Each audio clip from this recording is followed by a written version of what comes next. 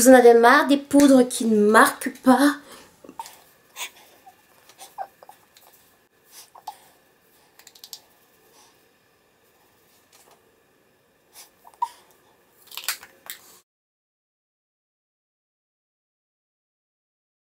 Vous en avez marre des fards à paupières peu pigmentés?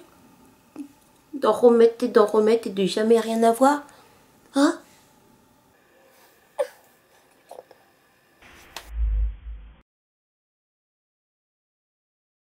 Les mascaras que vous payez une fortune et qui sont secs au bout de 2 jours. Vous avez l'impression de jeter l'argent par les fenêtres, hein? D'acheter du maquillage pour rien? Ne bougez plus, cette vidéo est faite pour vous. Allez hop, je suis là pour vous expliquer ce qui se passe avec votre maquillage. Pourquoi parfois ça ne marque pas et pourquoi ça fait pas comme on veut. Hein? Et ça arrive souvent et puis on fait quoi? On jette, on met à la poubelle et puis après on revient à la boutique acheter un autre et on n'est pas content. On dit à la dame, je suis pas content. On n'est pas content madame. Tu m'as vendu la poudre qui marque pas. Bougez plus, ça se passe tout de suite.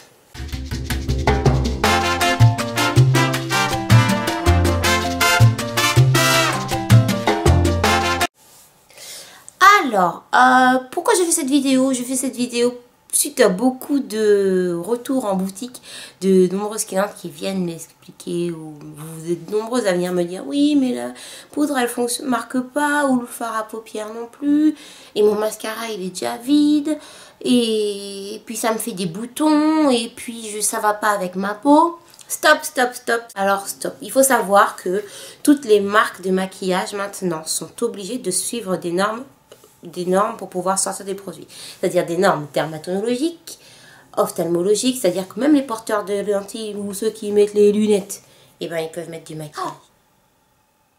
C'est vrai?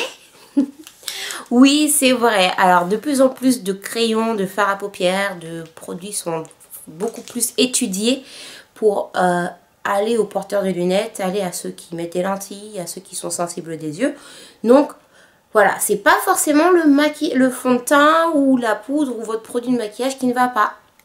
C'est pas forcément une marque où souvent j'entends non, moi j'étais chez telle marque, j'ai quitté parce que ça me donnait des boutons ou ça m'allait pas. C'est pas forcément ça. Souvent, c'est ce que vous faites à la maison, c'est ce qu'on fait tous à la maison qui ne va pas.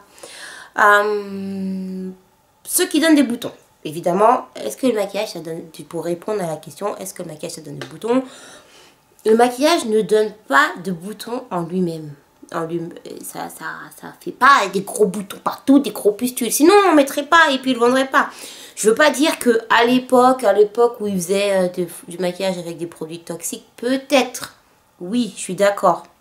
Mais ce qui donne vraiment des boutons, c'est si vous vous démaquillez mal. Eh oui, il faut bien se démaquiller. Quand tu rentres les soirs, il n'y a pas de « il fait froid, j'ai pas envie » ou je suis trop fatiguée. Il faut se démaquiller tous les soirs, maquillée ou pas maquillée. Vous allez me dire, mais si je suis pas maquillée, pourquoi je veux me démaquiller? C'est même si vous ne mettez rien sur la peau, ben avec la pollution, les pots d'échappement, les voitures, tout ce qu'on fait dans la journée, on transpire, le chauffage, la clim, toute notre peau, eh ben, elle absorbe toutes les impuretés. Et ce qu'il faut se laver le visage. Alors moi j'appelle ça démaquillage puisque c'est quand même ôter le film de pollution ou ne serait-ce que la crème hydratante que normalement vous avez mis le matin. Vous avez mis la crème ce matin. Bon. Ensuite c'est souvent aussi comment on va utiliser notre maquillage. C'est sûr que si vous mettez du fond de teint avec la même éponge que le premier jour où vous avez acheté le fond de teint, c'est-à-dire il y a 1 an et 6 mois, c'est normal que ça fasse des boutons parce que le sébum, hein, quand vous allez frotter comme ça sur le visage, tout va se mettre à l'intérieur de l'éponge. Souvent, on oublie, honnêtement, qui lave son éponge, hein? Qui lave son éponge? Pourtant, faudrait la laver l'éponge. Donc, comment faudrait la laver et ou la changer? Parce que le même sébum que vous avez le premier jour, eh ben, il est dedans, puis il a fait des bébés. Regarde, il y a des pépés, des ponts dedans. Il a fait des pépés. Et puis après, quand tu viens le lendemain, tu le remets sur le visage comme ça. C'est normal après que ça gratte ou que ça pique ou que ça fasse des boutons. C'est normal. Ensuite, Aussi, ce avec quoi vous mettez le fond de teint ou la poudre, ça aussi, ça se lave. C'est comme l'éponge. Souvent, c'est à cause de l'éponge. À cause de votre pinceau. De votre pinceau poudre. Ou de votre pinceau fond de teint. Et oui, ça se lave. Comment je m'y... Bah, comment je lave? L'éponge, moi, ce que je fais, c'est que je la passe sous l'eau chaude avec mon démaquillant ou le savon. Je la rince comme ça. Après, je la mets à la machine à laver. Comme ça, elle est bien propre. Et je la laisse bien sécher. Mais c'est vraiment important de bien la laisser sécher pour que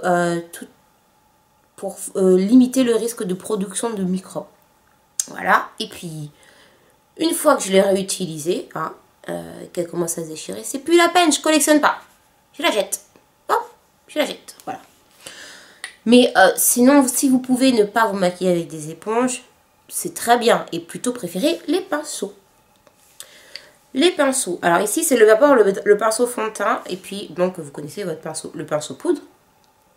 Avec le... Pareil, il faut les laver. Une fois par semaine, je pense que c'est bien pour un usage quotidien à la maison. Ce que vous en faites, je pense que c'est pour ce qu'on en fait à la maison, c'est pas mal.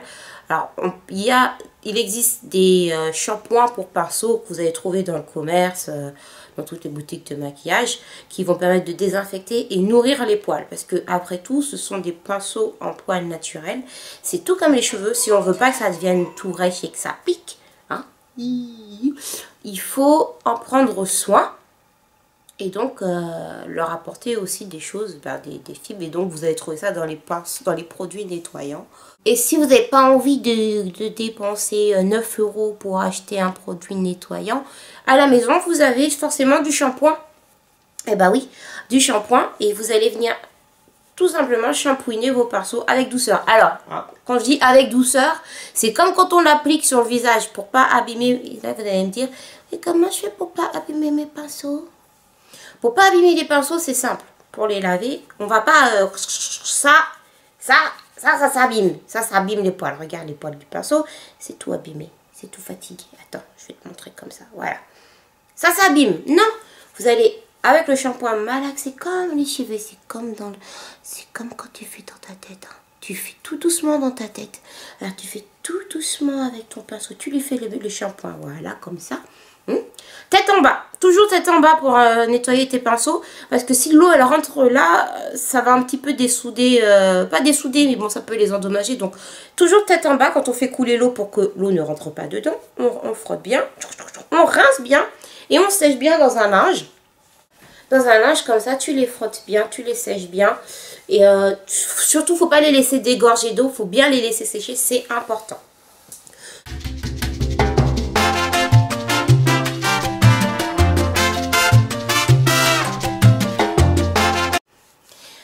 Deuxième question que j'ai eue, pourquoi ma poudre ne marque pas? J'ai un exemple. Donc, souvent on achète des poudres fond de teint ou des poudres ou des blushs ou des chutes. Et ça ne marque pas.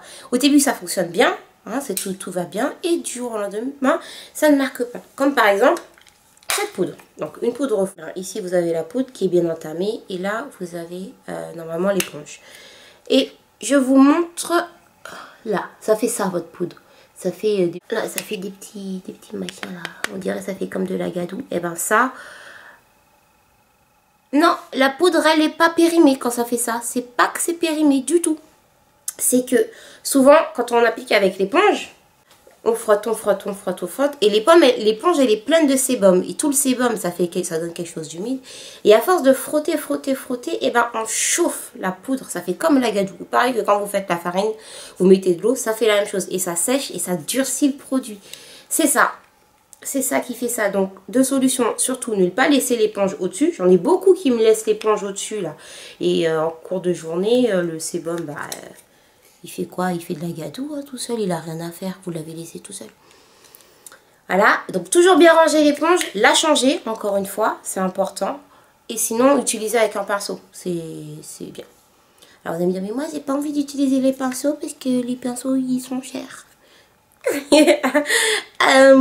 Ok, alors si tu veux garder ton éponge, il n'y a pas de problème. Juste tu la ranges bien en dessous. Et quand ta poudre elle a fait ça, la solution, et ben on la jette.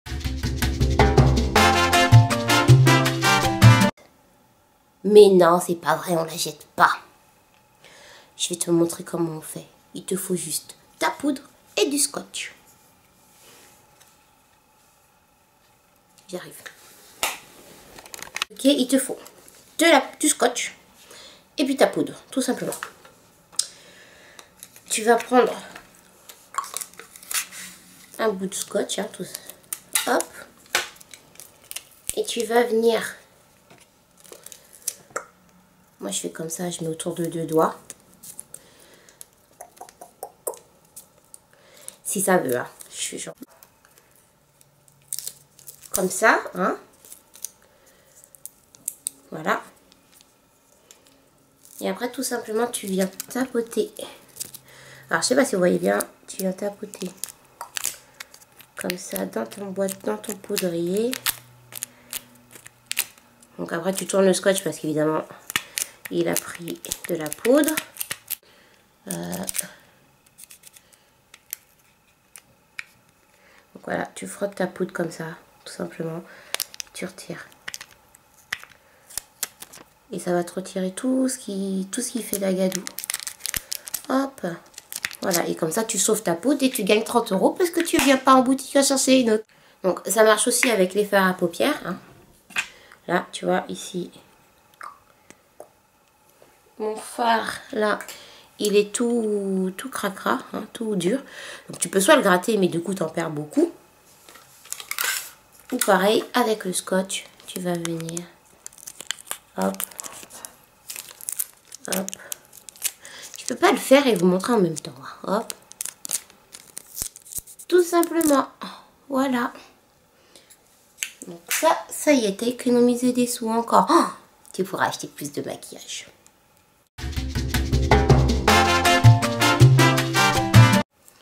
Quoi? Ton mascara? Comment ça, il sèche au bout de 2 semaines? Mais comment tu fais quand tu utilises ton mascara? Le mascara de base. Ça, je pense que vous maîtrisez, mais je vous remonte. Hop. Hop, hop, hop, hop, hop, hop. C'est bien ça que vous faites. Hein? Ça que vous faites à la maison. Non, je m'en doutais, c'était ça. Je m'en doutais, j'en étais sûre. Donc, là est toute l'erreur. Première erreur, faire ça. En faisant ça, vous faites rentrer de l'air dans le mascara. Le mascara, c'est une texture crème. En faisant rentrer de l'air, vous allez la faire sécher. C'est pour ça que ça sèche vite. Donc, quand vous voulez prendre votre mascara, hop, je ferme, je tourne. C'est un peu comme la pub de L'Oréal. Je ferme, je tourne, hop, et je sors le produit. Et j'ai du produit sur ma brosse. Pas besoin de pomper, ça sert à rien du tout, à part à gâcher le mascara. Et quand on le referme, hein, j'ai toujours la moitié qui me le referme comme ça. Il n'est pas fermé. C'est-à-dire que pendant qu'il est dans la trousse et que vous êtes au travail, eh ben, il sèche. C'est tout. Et là, tu as encore perdu 22 €. Tu rends compte? Mais maintenant, tu vas les mettre dans une cagnotte et tu pourras venir acheter du maquillage. Oui, tu pourras venir acheter du maquillage. Donc voilà les filles, j'espère que ça vous a servi ces petites astuces. J'ai répondu aux questions principales qu'on me pose en boutique, sur la page Facebook Julicious et sur qu'on me pose maintenant sur ma chaîne YouTube. Donc continuez à me poser des questions. Vous pouvez continuer à me poser des questions, je vous répondrai de la même manière en vidéo, en espérant que ça puisse vous aider. Voilà, moi je vous fais des gros bisous et puis je vous dis à très bientôt. Hein? Alors en attendant, vous pouvez continuer à vous abonner. D'ailleurs, merci à tous vos messages gentils, à tous vos messages d'accueil. Je vous demande d'être indulgents, c'est ma première vidéo. Ah, s'il vous plaît, soyez pas méchants avec moi. Je m'appelle Julicious et c'est ma première vidéo. Je suis un petit peu en panique. Alors, j'espère ça va vous plaire, hein? Hein?